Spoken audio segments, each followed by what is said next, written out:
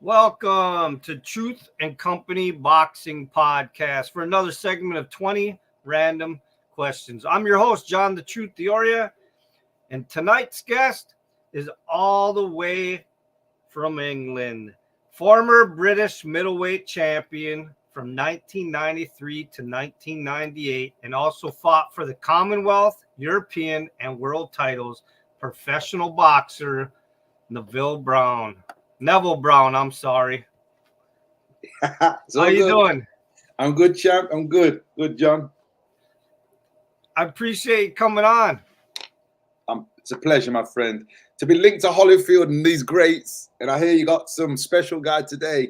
It's a pleasure to me, Wow.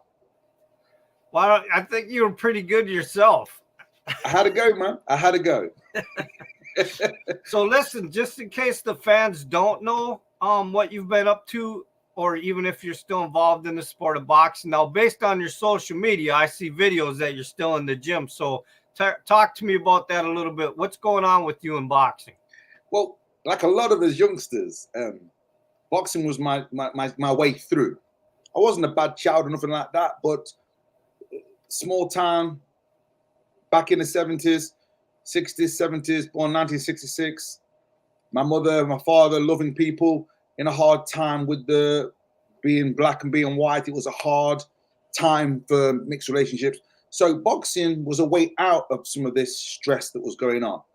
And today, when I finished boxing, I put everything into eggs into one basket, as they say. I always thought I'd be a world-class fighter. I always thought I'd get there, but I never understood the politics of the sport.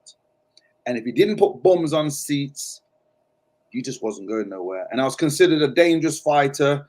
I could box, I could fight, I could mix it up with the best. And when I finished boxing, I was I was lost in a sense, because I'm now 33. I'm being pushed out the game. I'm getting fights at short notice. They're not allowing me to prepare. And I just thought, what do I do? So I started just doing personal training for a little while just to find my feet. And I went back to education. I wasn't really great with the education system when I was a youngster. I didn't understand the system as I do now. But I went into university to find myself, really doing sports science. I just wanted to find myself and say, where could I go from here? I actually didn't want to stay in boxing because the political side of it, I don't like. The boxing is the most beautiful sport in the world. It will teach you about life.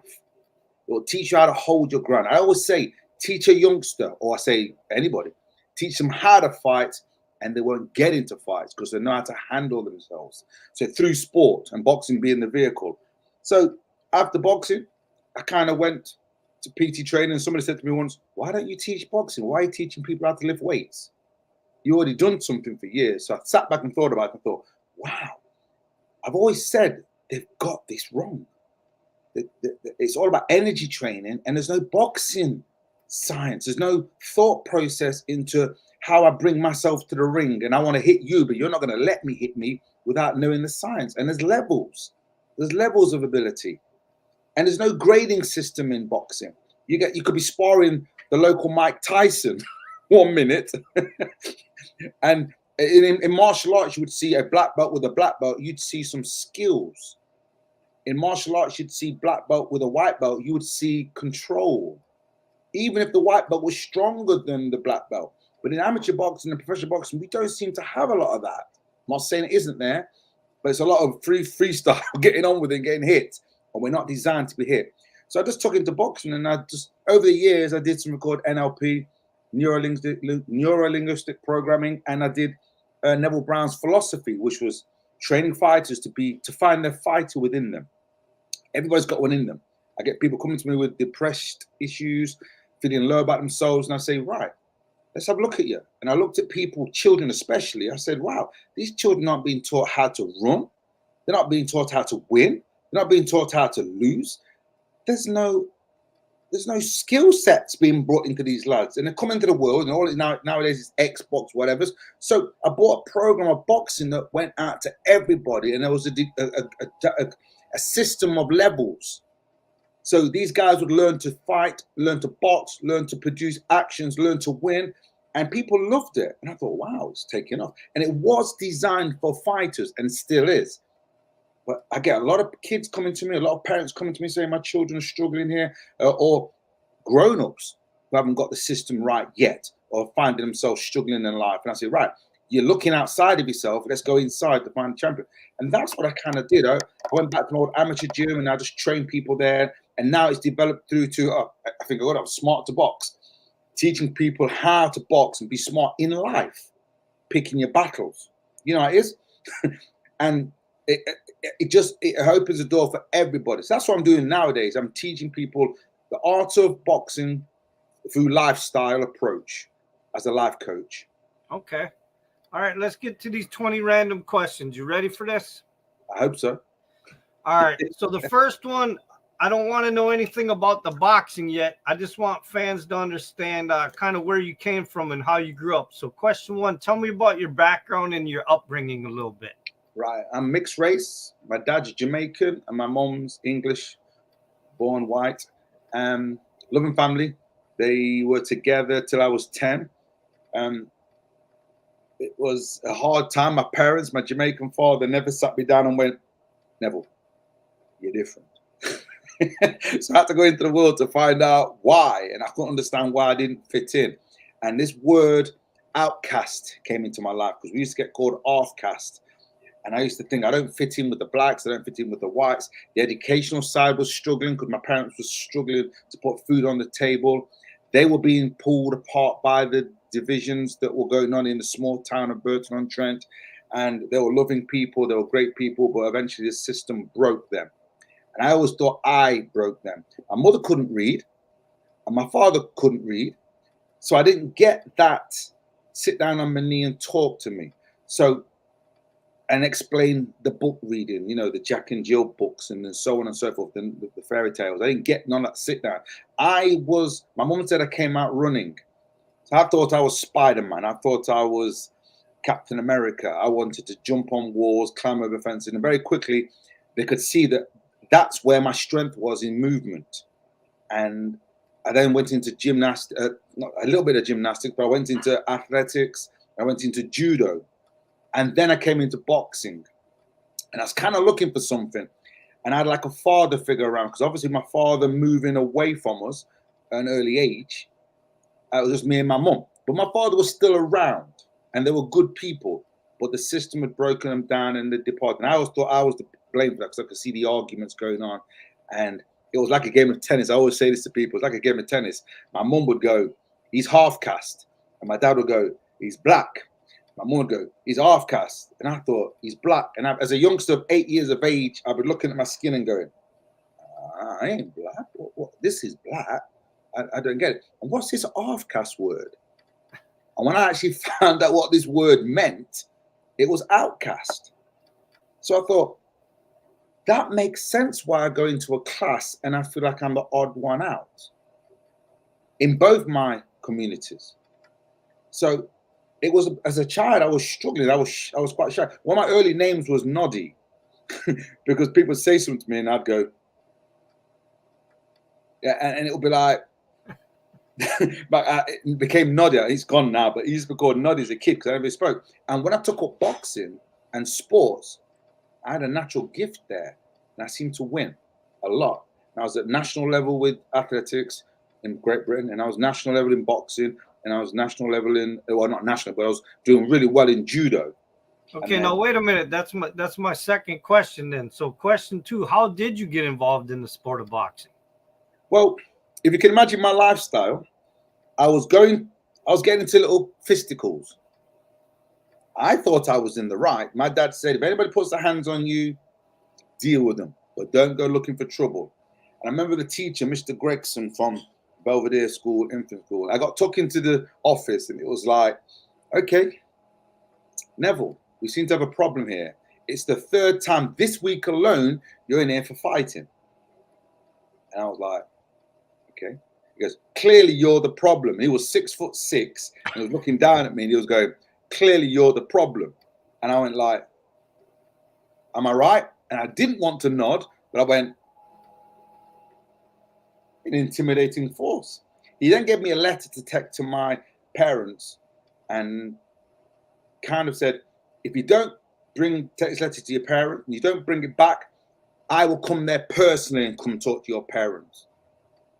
So, okay, why would he even say it like that? Anyway, I went home, gave the letter to my dad. My dad went, went to school, sat down in the office, and the teacher went, yes, we're having problems with Neville. It's the third time this week and he's been involved in fights in the class. He's hard to separate. He's a strong kid. He's manhandling these children. And my dad said, right, who are these children he's fighting with? So very quickly, my dad, we quickly worked out there was 5 to 6 of these guys. It was a gang. And my dad said to Mr. Greg, they're a gang. Would you, ask you this, ask your people here, would you attack somebody, a gang? Would you attack 5 people every day at school? It's more likely they were attacking me.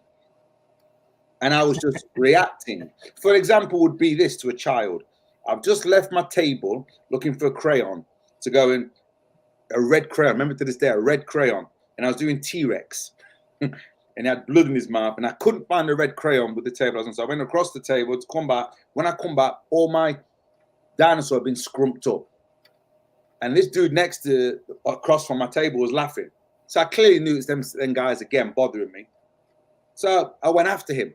I couldn't punch them days, but I just grabbed the hold, but I could judo. So I was just mauling him, and the teacher grabbed me. They couldn't hold me down. Hence, this was happening all the time. So I was a danger. I was a problem, and they were going to kick me out of school. My dad said some beautiful words that will always stick with me. He goes, who you've just explained to me, teacher, sir, isn't my child. My child does not go out of his way to harm people. So what's going on? And then we found out I was basically defending myself, and it got dropped. And from that point onwards, my dad said, right, I need to teach you how to handle yourself out there, right? And then obviously, I then moved on to the boxing world, and I met a guy called Mickey Lynch through my friends, actually, going to the gym and saying to me, Neville, we joined this boxing gym. It's brilliant. And then I came into the boxing world at the age of 12. Okay. All right, question 3. What boxers inspired you in your career? A lot of fighters. The more I learned more about fighters, everybody you name, they all inspire me to get into that ring. Wow. You know, if you've been in that ring, well, the main people, I was a bit young for Muhammad Ali. I saw him and my parents were getting excited about him. But I didn't really understand what was going on because he was kind of a bit of a clown, I suppose. But it was Sugar Ray Leonard. It was Sugar Ray Leonard, Roberto Duran, the 4 kings, basically. And you got Aaron Pryor, Alex Aguero, the cream of the creme, the boxers, them boys, Larry Holmes, them boys. I was watching all of them. And obviously later, Ali, George Foreman, and so on and so forth. But Muhammad Ali, yes, of course, because he's bigger than boxing. And Sugar Ray Leonard, that's the magical one. So I didn't like the Rocky Balboa. Rocky, oh yeah, I'm Rocky. Yeah. Okay, I get it. We come from a background, we're struggling, no education. But Sugar Ray Leonard, wow, how he carried himself and the ring, everything else, boy, that's the way I wanted to be as a fighter. Okay. Question 4. Did you have any boxing superstitions when you fought? Yeah, don't get hit. As long as I didn't get hit, I got a future. So yeah, I mean, a lot of the time as a kid, you get into a habit of getting up in the morning and you're like, right. Well, first of all, it has to be said, there's 2 fights, or there's definitely 2 fights for me. And I think in my day, and I still see it today, I had to make weight. And I didn't know how to make weight. And I didn't know that the coaches who run the gym had never been in the ring. They were coaches and they were talking boxing. But the guy who taught me originally was a guy called Mickey Lynch, who had been a top boxer in Liverpool. He fought the best. So when he spoke to me and taught me, everything made sense going into the ring. But then he was moved aside, and the main guys who owned the gym, which I thought were still coaches, didn't have the depth of knowledge. So they pulled me in, and I got dragged this way. So, the question is, are we talking about superstition? So you could say I didn't know because I turned basically my first fight, Friday night after training, end of week, I got told you're fighting on Monday. I went, okay, a bit anxious, right? Don't eat. They weighed me. I didn't know what the weighs were. I had a 6-pack, young kid, 13-year-old, 14-year-old kid. I had a 6-pack of them. And I got into this. He said, don't eat between now and Monday or very little. I thought, why? So over the weekend, I didn't eat too much. Mum went, what are you doing? Why are you not eating? I'm fighting on Monday. And where's your strength? You're not going to be eating. What's going on? So I'm rambling through it quickly. Mum, ush. They know what they're doing. Don't eat nothing on Monday itself. Come in at 6 o'clock weigh-in.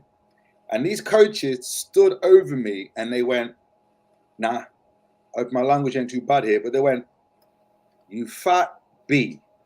And I went, I'd never heard, no one had ever called me a fat B.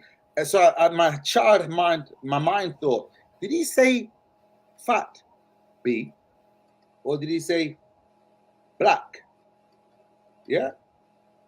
Because I heard that many a time at that age, but not fat. And I looked in the mirror and they said to me, I was 10 stone 2. And on Friday, I'd weighed in at 9 stone 7. After training, by the way. I'd not eaten. They told me I had, put me in a bin bag, 2 holes in it, skipping. And the next thing I was training, skipping 45 minutes, no food all that day, made the weight. I got down to 9 stone 8. And then they said, right, we're fighting 30 miles away in a car to Stoke-on-Trent. My first fight with a guy that had 18 fights, 2 losses.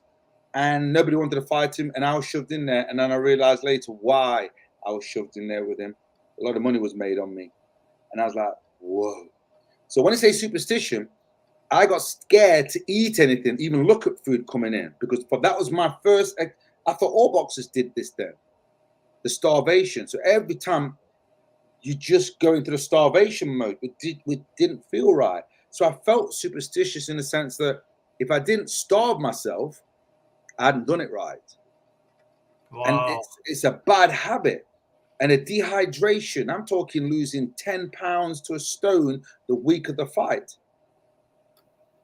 And what was that about?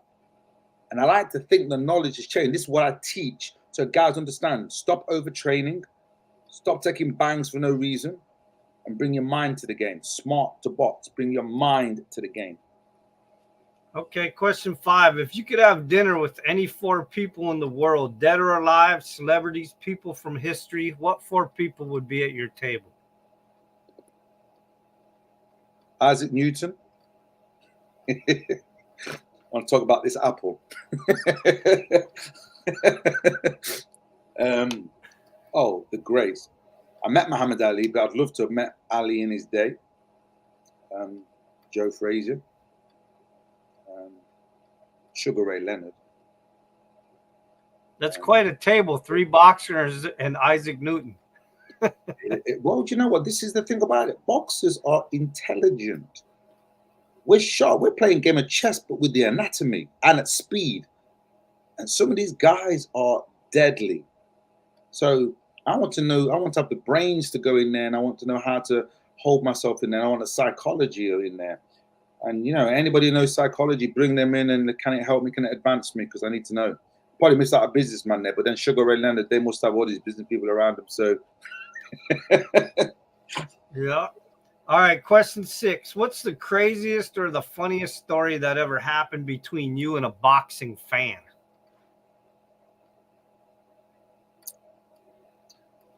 We was in Italy, and it was European Championships amateurs, and I was battling for the bronze medal at the time with a guy called Richter. We're walking to the arena, and again, I'm overseas. When I go into a fight zone, I go quiet, and I just take in, and I don't talk much, and I'm really thinking in my head what I'm going to do in this office, and the guy in boxing's world #1, and so on. And we're walking towards this event, the arena in Italy, I think it's Turin. And my friends and a boxing friend were walking behind me.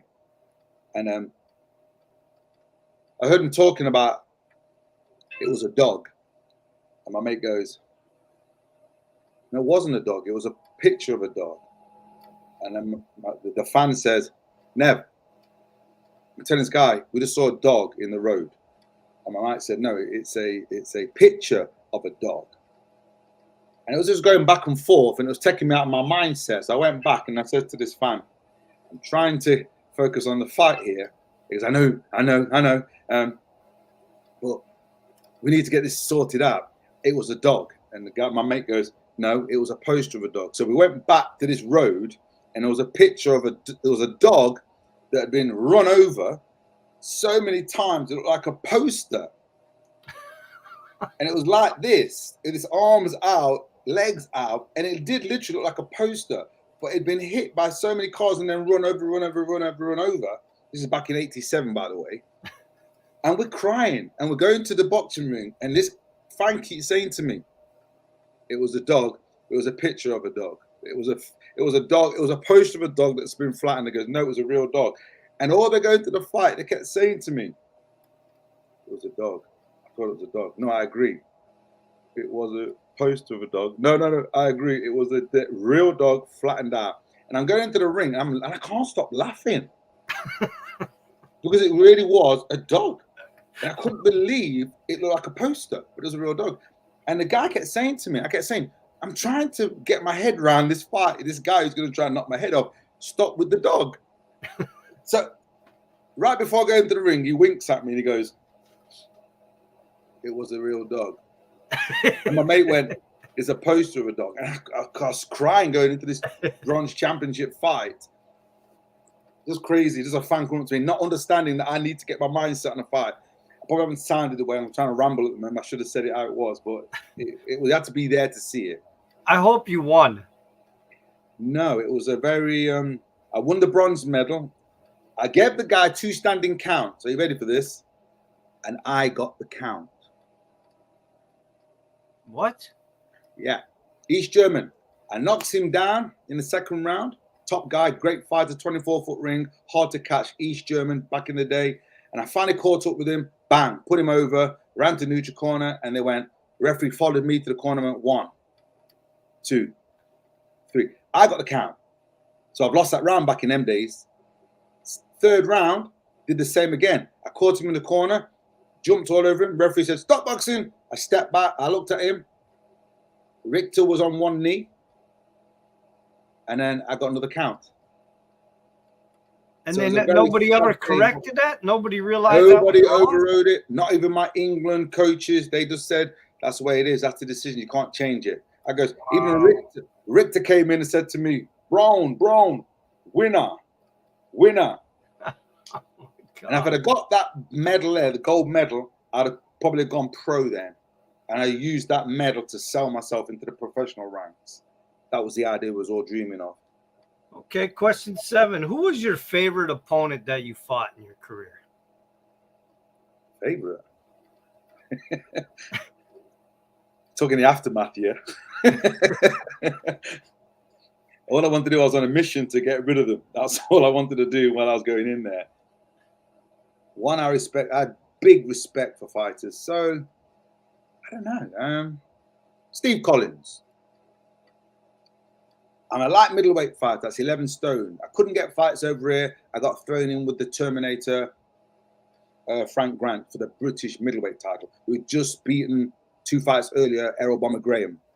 And I got in there with him, and I beat him. But without knowing it, I got told I'm fighting. I got a phone call just after I moved into the home I'm living in now to box Steve Collins. I got 4 weeks' notice, no time to prepare for a world title fight. And I had one of the great experiences. Even though I lost the fight, I had one of the great experiences of all time. And me and Steve have been good friends since then. And it's Irish, so you can imagine where the jokes are coming from. Even though I lost the fight, I got carried out the ring because of the effort I put up. So, yeah, Steve's got to be up there. Okay, question 8. Did you suffer any injuries due to the sport of boxing? Just a broken heart. I expected more of myself. And I can look back at myself now. I left the amateurs thinking, I don't like the amateurs. It's for no money, but there's money there. We're not getting sponsored. The decisions, like you say, I'm shocked. I've had 92 fights. I legitimately say I've lost 3. They took 15 off me. And I thought, wow, I need to get into the professionals. But when it comes to money, the professionals even darker. So you got Mickey Duff and Frank Warren, them people I signed up with them eventually over the years. And again, it come down to money, putting bums on seats. So I can say I've not been damaged in the sport. Yes, I've been hurt. Yes, I've had crap ribs. Yes, I've had my nose broke several times. I'm probably broken and fixed in the same fight. Because that's the name of the game, innit? So I can't say I haven't been hurt in that way, but I've never been knocked out and didn't know where I was and out cold. Usually I'd been hit and I was dehydrated and I just broke down and I was on the floor with nothing left in the tank, which was hell dangerous with the weight loss that I've done. But thank God, I always have to think that probably I've been in the game too long, from the age of 12 at the highest level. Sometimes with not proper preparation. But I had good coaches around me looking after my interest, and I switched on to most of that. Okay. Question 9. Tell me an interesting story out of your boxing career.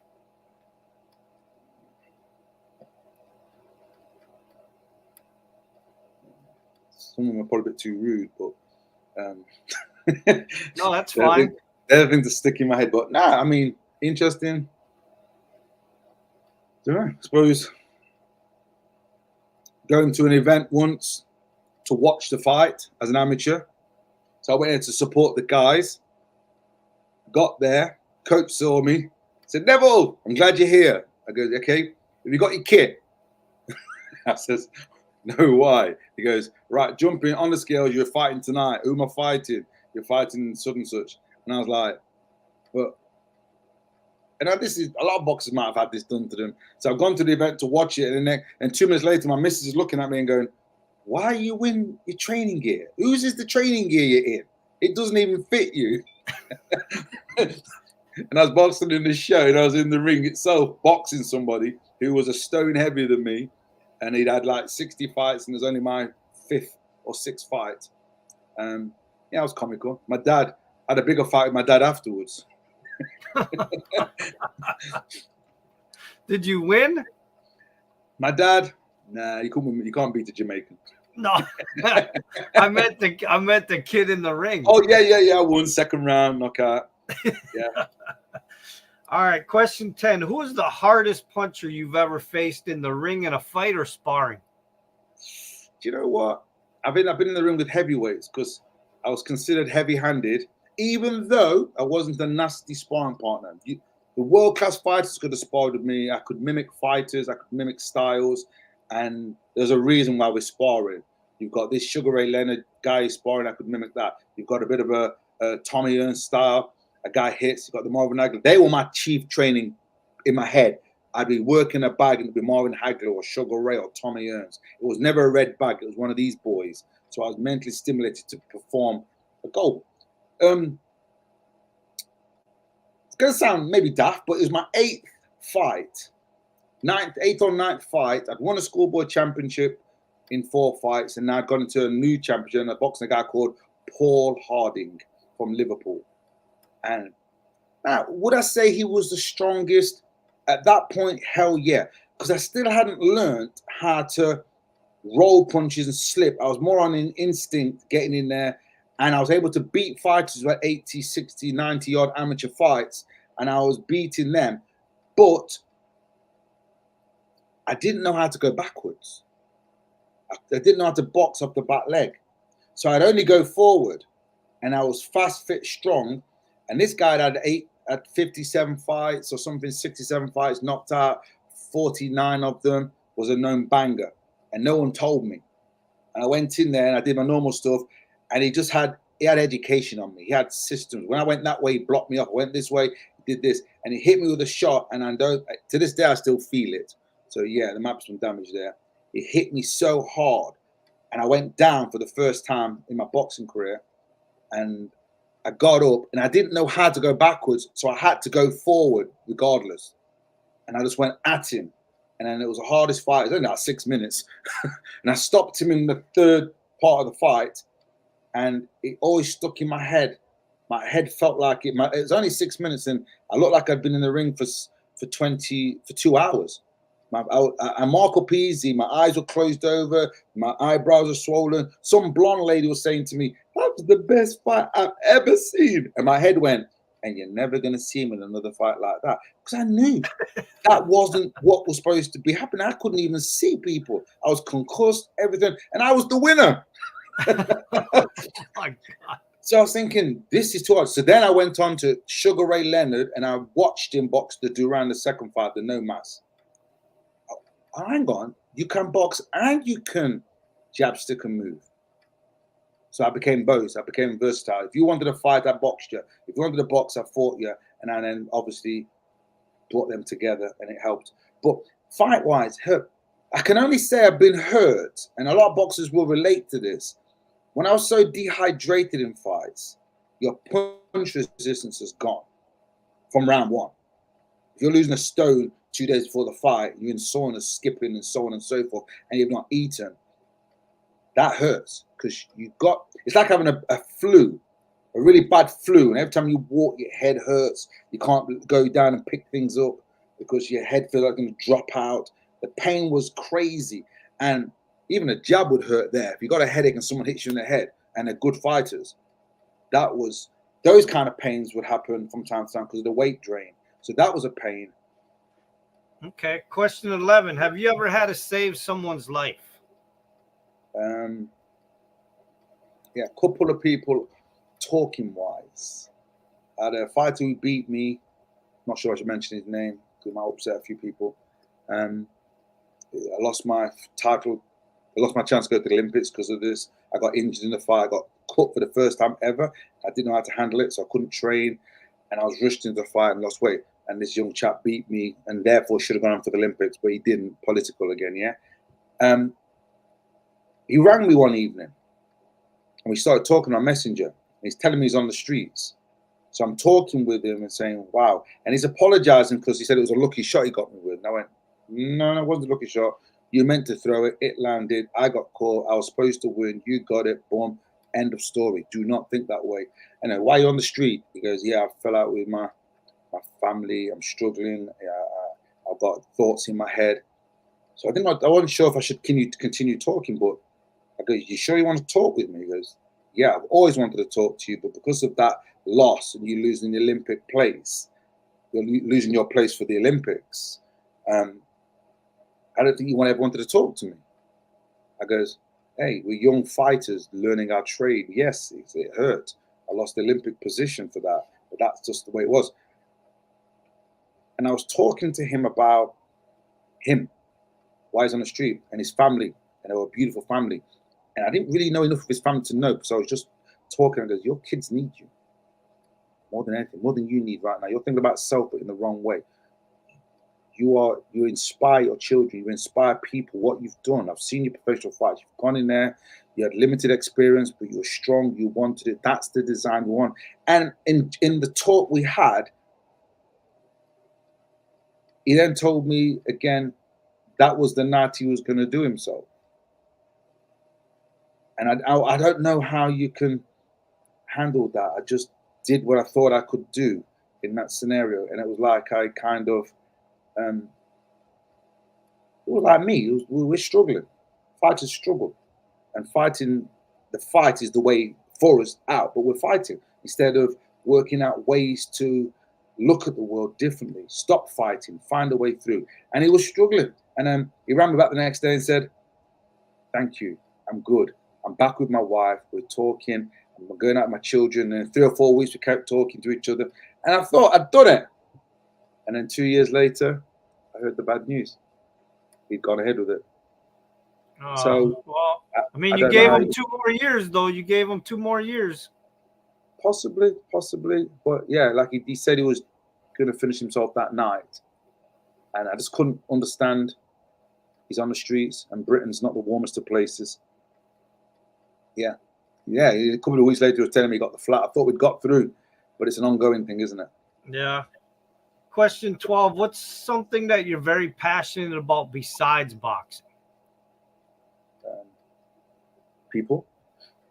I love people. I like finding their champion. I like, my grandma couldn't walk, and she She couldn't lift her legs. And I did some basic exercise with her, getting her to lift her legs. So basically, she's sitting in a chair. She's 86, and she's lifting her leg. And it felt like it was winning a gold medal when I saw her crying. When I explained how she got to do it. I'm obviously I've gone too long with this, but yeah, helping people. I love seeing the bright side of life with people. And I love sport. I love tennis. I love playing tennis. I'm not playing table tennis now. So that's got me addicted now. People say, how the hell do you move so fast at 57 years of age? I'm like, I don't know. Just enjoying life, I suppose, as best I can. All right, question 13. What's the weirdest thing you've ever eaten?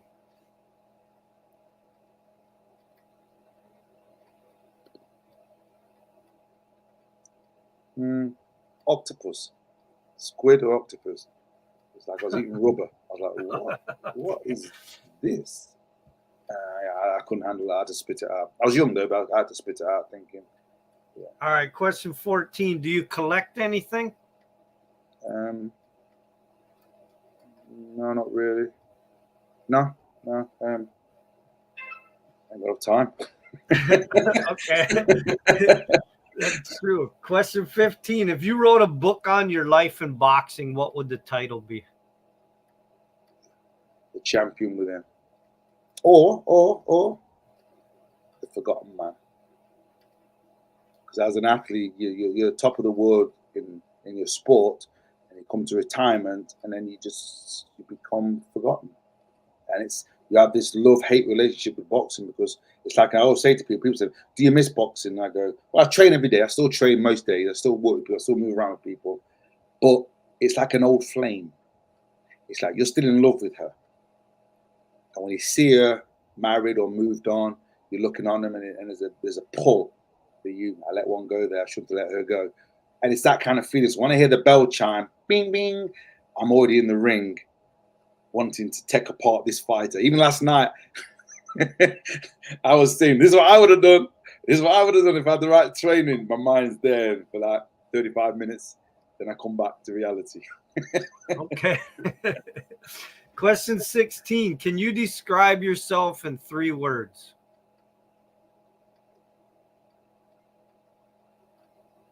Solid. Caring. And I got your back. I spent more than 3 words, but I'm there. That's all right. Solid, I'm there. Funny. Question 17. What's the best place you've ever traveled to?